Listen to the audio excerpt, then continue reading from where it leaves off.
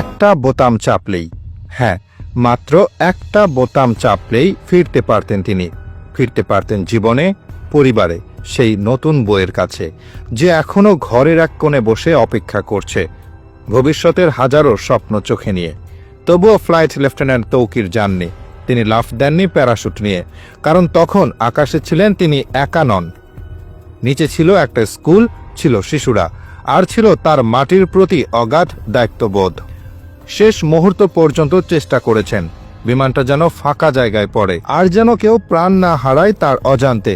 এটাই হয়তো একজন সত্যিকারের সৈনিকের পরিচয়, নিজের প্রাণ নয়, আগে দেশের প্রাণ। কিন্তু প্রশ্ন হলো, তার যে বিমানটি ছিল সেটি কি এই সময়ের উপযোগী ছিল? একটা পুরনো F-7, যার উৎপাদন বন্ধ হয়ে গেছে বহু বছর আগে, কিন্তু তবুও সেই মরচে ধরা যুদ্ধবিমান এখনও উড়ছে আমাদের আকাশে। তৌকির আকাশে মারা যাননি, তিনি আসলে অনেক আগেই মরে গিয়েছিলেন। যেদিন 1976 সালের বাতিল যুদ্ধবিমান 2025 সালে চালানোর সিদ্ধান্ত হয়েছিল, যেদিন বাজেটের টাকা গায়েব হয়ে গিয়েছিল নতুন বিমান না কেনার অজুহাতে, সিস্টেম তার জন্য কিছুই রাখেনি, না কোনো আধুনিক যন্ত্র, না কোনো বিকল্প নিরাপত্তা ব্যবস্থা। রেখে গেছে কেবল পুরনো প্রযুক্তি আর নিশ্চিত মৃত্যু। আর এই মৃত্যু শুধু তৌকিরের না, এ মৃত্যু আমাদের, এ লজ্জা জাতির।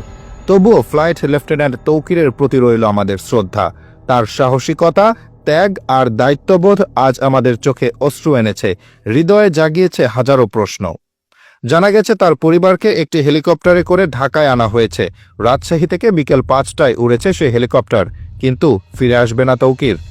আমরা আজ শুধুই প্রার্থনা করতে পারি, এই দেশ যেন আর কাউকে মরচে ধরা বিমানের সাথে জীবন বিসর্জন দিতে না বাধ্য করে। তৌকির, তোমার আত্মার শান্তিতে থাকো। তুমি একা নও, পুরো বাংলাদেশ তোমার জন্য কাঁদছে।